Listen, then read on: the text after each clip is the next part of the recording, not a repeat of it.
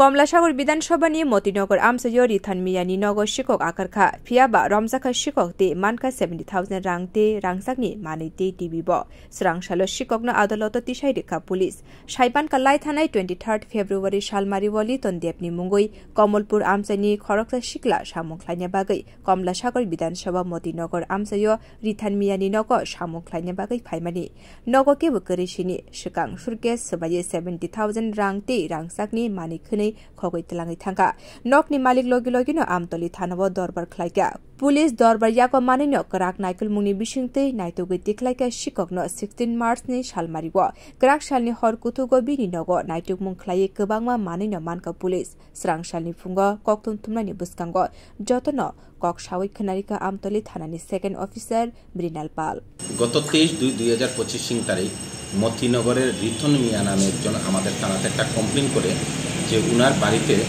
Building এর কাজ করত একজন লোক সে উনার বাড়ি থেকে নগদ টাকা এবং সোনালকার চুরি করে নিয়ে যায়।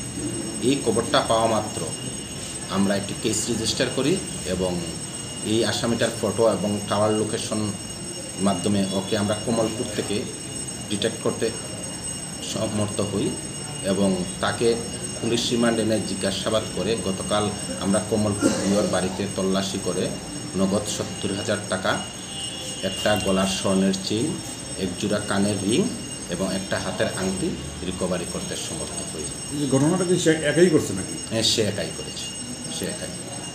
এই জিনিস মানে ওই টাকা দিয়ে নাকি কি কেনাকাটি করছিল? এই টাকা দিয়ে আরও কিছু টাকা দিয়ে সে একটি টিভি কিনেছিল, ওই টিভিটাও আমরা নিয়ে আসি।